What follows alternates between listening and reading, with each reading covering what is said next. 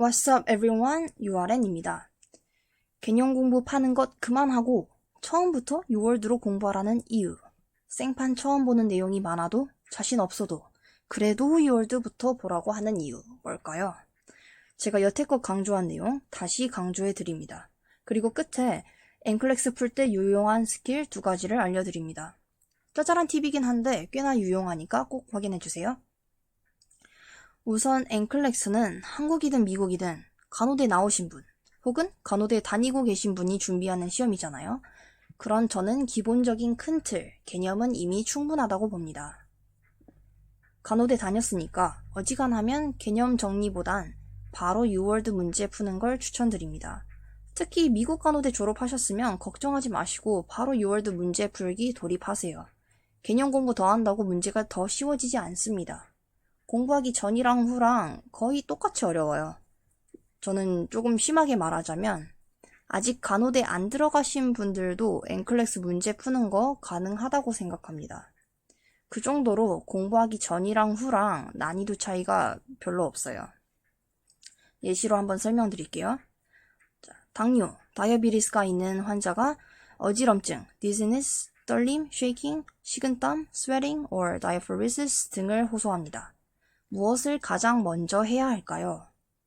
자, 간호대를 나오신 분들이라면 지금 저혈당 하이포글리세미아 이거나 심하면 저혈당 쇼크, 다이어베틱 샥에 걸린 상황이라고 바로 눈치채셨을 거예요. 공부 많이 하셨으니까 저혈당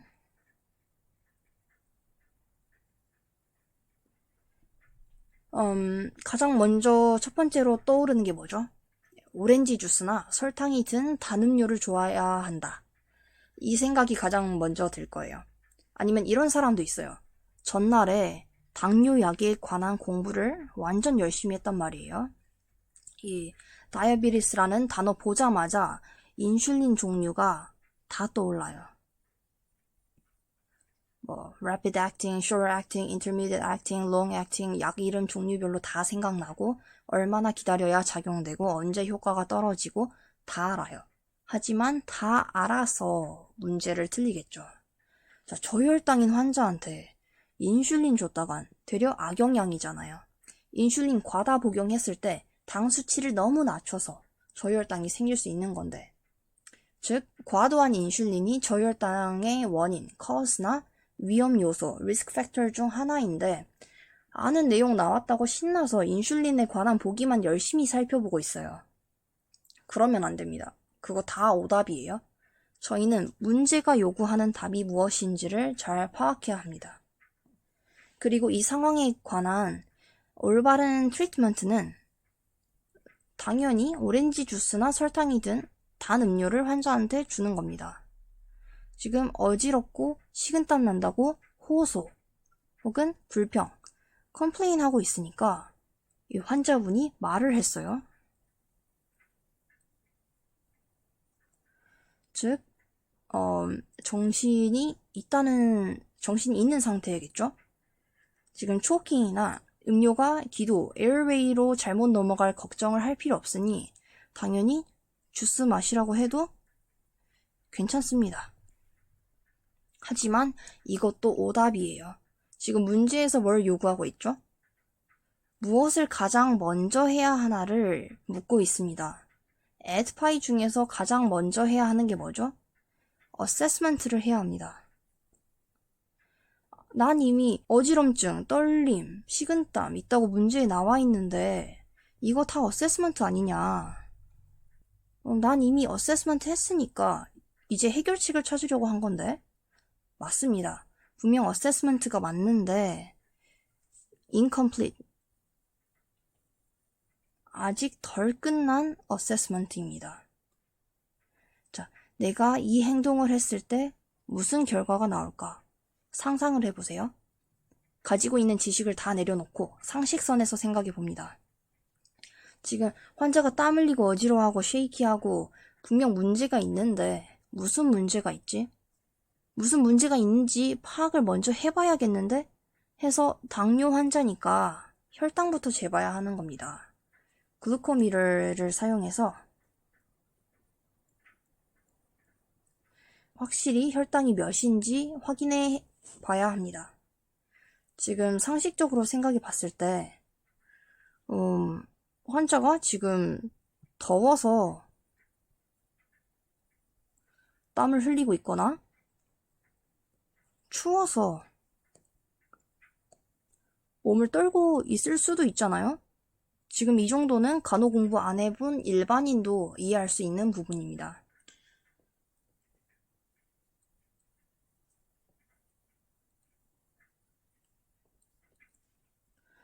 저는 너무 안타까운 게 공부를 안 한 분이 아니라 공부를 열심히 하신 분이, 너무 열심히 하신 분이 오히려 공부한 내용에만 신경을 쓰다가 일반인들도 곰곰이 생각해보면 풀 수 있는 문제를 틀리는 겁니다. 저는 이게 너무 안타까워요. 여러분이 지금 간호 관련 지식이 부족한 게 아니고 엔클렉스의 함정에 벗어나는 방법을 몰라서 틀리는 걸 수도 있거든요. 이 엔클렉스는 처음에는 단순 지식 문제를 내고 뒤로 갈수록 사고력 문제를 냅니다. 단순 지식 문제는 공부를 열심히 하면 할수록 유리해요. 저혈당의 사인스 앤 심텀스가 뭐냐? 이런 문제는 공부를 안 한 사람은 틀리고 무조건 공부한 사람만 맞출 수 있는 문제죠. 하지만 사고력 문제는 여러분이 조금 전 예문을 보면 아시다시피 지식이 다 있고도 문제를 틀릴 수 있습니다. 사고, 즉석에서 머리를 써야 문제를 맞출 수 있어요. 바로 그 자리에서 문제를 파악하고 바로 그 자리에서 문제를 분석하고 바로 상황 판단해서 가장 적절한 답을 맞추는 능력이 절대적으로 필요합니다. 한마디로 지식이 아주 조금 있는데 그 작은 지식을 최대한 활용해서 어떻게든 문제 답을 맞추려는 노력을 하셔야 합니다. 그 연습을 평소 유월드 푸실 때 하셔야 실제 시험에서 모르는 내용이 나올 때 당황하지 않고 최대한 맞는 답을 찍을 수 있는 능력이 길러지는 겁니다. 자신감이 있어야 해요. 내가 모르는 문제는 남들도 다 모른다. 그러니 최대한 맞는 답을 찍자. 그게 답이다. 제가 잘 찍어야 한다고 계속 강조하는 건 공부를 아예 하지 말라고 하는 게 아니고, 첫째, 공부를 했음에도 시험에서 모르는 문제가 나왔을 때 당황하지 말라는 것. 둘째, 개념 공부에 너무 치우치지 말라는 것. 이 두 가지를 알려드리고 싶어서 그랬습니다. 잘 모르는 내용도 이미 가지고 있는 지식을 100분 활용해서 해결해 나가는 능력을 보는 게 엔클렉스의 의도이고, 따라서 계속 개념 공부하다 보면 모르는 문제가 하나도 없겠지? 이런 착각을 하시면 안 됩니다. 엔클렉스는 어떻게든 여러분이 모르는 내용을 가져올 겁니다. 새로운 내용을 봐도 해결해내는 모습을 보고 싶어 하거든요. 남들은 공부 많이 해서 이런 내용까지 아는구나 하고 좌절하시면 안 됩니다. 남들도 그 내용 다 몰랐는데 최대한 잘 찍은 거예요. 농담 아니라 진짜입니다. 60% 정도만 맞추고 통과하는 사람도 있는데 그 사람들이 개념 공부를 달달달 해서 난 이 정도면 나는 모든 내용을 다 알아 하고 자신 있게 시험장에 들어간 게 아니에요. 아유, 이 공부는 해도 해도 모르는 게 계속 나오네. 하지만 모르는 거 나와도 한번 잘 찍어봐야지 하고 시험장에 들어가는 겁니다. 따라서 여러분이 유월드 문제를 풀 때 이 문제에 대한 내용을 다 외워버려야지에 초점을 두시지 마시고, 당연히 처음에는 모르는 내용이 나오겠지만 그래도 내가 가지고 있는 지식을 최대한 활용해서 맞추려는 노력을 해봐야겠다에 초점을 두셔야 합니다. 그 다음에 레셔넬을 읽다 보면 엔클렉스랑 유월드는 이런 식의 사고방식을 가지고 있구나 하고 자신이 생각하던 방식이랑 비교하면서 하나씩 잘못된 부분을 뜯어 고치는 겁니다. 엔클렉스가 사고하는 방식, 생각하는 방식, 그 사고 회로를 내 머리로 가지고 와야 합니다. 최종 통과하려면 이 부분이 중요합니다. 네, 최종 통과할 때 필요한 거고, 물론 공부를 아예 안 하면 처음 단순 지식 문제 나올 때 입구 컷 당합니다. 그런 분은 없으시겠지만 제가 아예 공부를 하지 말라는 게 아닙니다. 자, 여기까지는 제가 앞선 영상들에서 계속 강조를 하던 내용이라 다른 팁도 드리겠습니다. 문제를 풀 때 문제만 보고 자신의 예상 답변을 먼저 생각하세요. 문제를 읽고 이것에 대한 답변은 뭘까 를 고민하고 나만의 답을 머릿속으로 잠시 생각하거나 아니면 아예 짧게 글로 메모를 한 다음에 보기를 보세요. 보기를 먼저 보면 유혹이 생겨요. 좀 전 문제 보기 1, 2, 3, 4 중에서 인슐린이 쓰여 있다고 해봅시다. 인슐린 이거 내가 하는 내용이다 하고 거기에 사로잡혀서 그게 전혀 답이 아닌데 집착을 합니다. 계속 보기 쪽으로 눈이 가면 아예 컴퓨터 화면으로 손으로 잠시 가리세요. 밑에 쪽을 손으로 잠시 가리세요. 보기를 절대 못 보게 한 다음에 문제만 읽고 자신의 예상 답안을 짧게나마 생각해 봅니다. 그 다음에 내 예상 답안과 비슷한 답을 고르면 엔클렉스의 낚시 혹은 함정에 덜 빠질 수 있습니다. 이 방법은 엔클렉스 말고도 어떤 시험 문제를 풀 때든 다 유용한 방법인 것 같아요. 그리고 또 다른 팁. 처음 찍은 게 답이다. 이건 정말 통계적으로 나온 건데 처음에 생각한 게 답일 확률이 더 높습니다. 보통 확실히 답이 아닌 것은 소거하고 없애고 나면 꼭 2개의 보기가 남아서 이 둘 중 하나가 답일 텐데 하면서 헷갈리잖아요. 그럴 때 사람들이 답을 바꿀까 말까 하고 고민하는데 평균적으로 처음에 생각했던 게 답일 확률이 더 높습니다. 답을 바꿀까 말까 고민하는 상황이면 바꾸지 마세요. 보통 처음에 프레시한 상태?